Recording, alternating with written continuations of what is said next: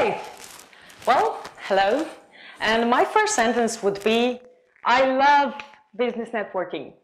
I love business events. And those who know me know that I'm every twice or 3 times a week, I'm at a business event. And whether as a host, whether as a guest, whether as someone who grants awards, or whether someone who goes to political delegations and so on. And I have some kilometers behind me regarding, I was preparing this speech and I was asking myself, so what is it so important about business networking anyway? So why do we do it? Why do people do it? And this is, I think, the purpose. Because people would like to go to business networking to do business, to give out business cards, to meet people, to talk to people who came with the exactly same purpose to those business networkings as you did. So we know the real cases of those scenarios. It usually looks like this. But why? Why don't we make such events and such networkings that actually make it work? And the first golden rule would be prepare, prepare, and again prepare. Business networking should be like this. It should have a beginning, it should have a peak, and it should have a conclusion. And in the beginning, you greet all the participants. At the peak, you make a nice speech, and you make some comedian or some music act. And at the end, you make some catering and a pleasant networking event. But what we usually do is this. We mix and match everything together, try to squeeze in everything we know about business networking, try to make it work in a too complex way. But why do we want to stuff the participants with all those data, which is rather unnecessary? And make sure, if you do a business event, that you focus and that you follow a red line. Why is this important? Because when you would like to make an event, make sure that the people who come to those events will have a pleasant experience. And in case you don't organize it by yourself, you do the agency and you hire an agency to do that, you be aware that you approve these contents. The next thing would be timing. Timing is of crucial importance. You all know some events last forever and ever and ever, and there are speeches and there are lots of different scenarios and lots of different activities. But timing is crucial, because if you don't follow the timing, what happens is this. People start using their telephones, they start browsing, they start doing some different context, texting and mailings. And the next thing, therefore, would be focus, please. When you form a business networking, or if you do something that it should be pleasant for the participants, you have to focus. What did the people came for? They did come for a pleasant content and for the business cards and for meeting new people. Did you provide for that? I was just recently at one very interesting event, which happens periodically every year here in Ljubljana at Ljubljana Castle. And every year it's the same. We get the unpleasant surprise of 1.5 hours of some classical program. Okay, it's not that we don't enjoy the classical program, but the focus of this event are the awards, which are granted to young startups and companies. And the second thing is business networking. But what did the organizer do? We listened to 1.5 hours of some program. And we really enjoy some opera, some classical music, some plays. But if you're an organizer, invite people to the opera, and they will enjoy it. But don't invite them to business networking and then make an hour of an opera, because you usually get these results. Now we come to the next golden rule, and this is an unannounced speech. And from the back of the hall, I usually hear, "Oh, let it be short." And no matter how high the guest is, or if you have some guest speakers, please coordinate with them, say, be short, be effective. Because if you see a person like this, coming with a pile of paper, you see, oh, you will be reading for 1 hour. And what do you have from this? This. So So pretty much be aware what the public will react on your organization and your preparation. Or this, of course.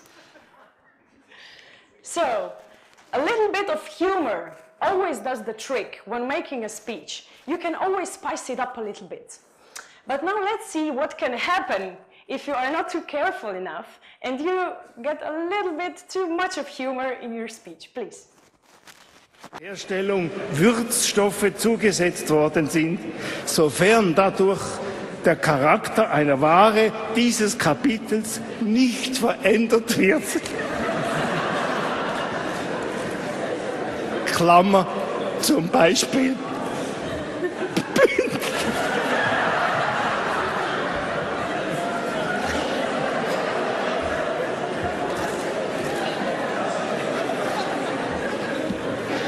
Zum Beispiel Bündnerfleisch.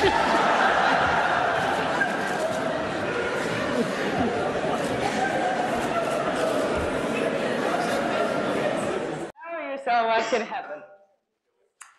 But nevertheless, being a professional and organizing it properly, you come to the next question, and this is the next golden rule. Is it all about catering?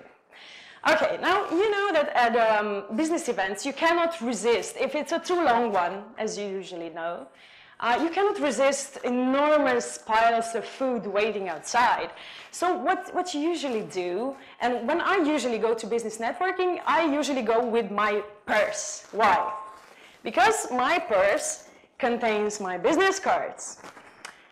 And what is funny about caterings, of course, is that organizers don't focus about the content, but they would really like us to feel good with eating a lot of food. So second, what I grab is a plate. And it has a funny thing attached. You know what this is? This is a plastic device for you to be able to attach a glass.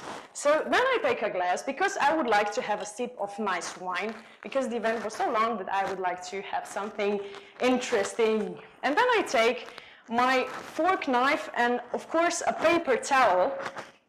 And now I have a huge pile of meat here and some potatoes. And now I would like to eat this, but I usually don't have the right spot or right place to eat. And now a person approaches and says, "Oh, hi, I would like to get to know you. We know each other from Skype or something." And then I say, oh, yes, I would like to give you my business card. And then imagine, it would require me almost an acrobatic skill to handle this plate and these forks and also grab for my business card. So you see, as an organizer and of course as a good host, you won't do that to your participants. You would require a small catering, something, a finger food or something, and nobody will actually blame you for not making ice sculptures. So, last but not least, being a good host does the trick. But not by any means a good host. So don't force yourself being a good host. And be just nice. Do what, for example, I do when I do some business networkings. I shake hands and I greet the participants when they come. And you give out your positive energy and you make them feel welcome, because you can choose whom you did invite. And your invitees are your people, are the guests with whom you would like to interact. So focus also on that. And make the most of it. Also, the organizer and the event is not just about the whole thing.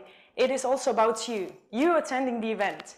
And be aware what you do at those events, because people are watching you. And you and your behavior are your mirrors. And this can be the result of how people can see you, if you are not careful, what you're doing.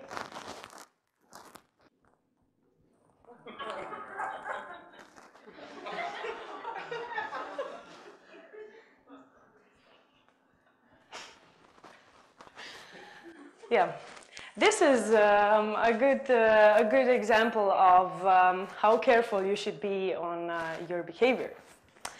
And be aware of the fact that the business networking is about business, nevertheless, and also a business event should result with a good business networking.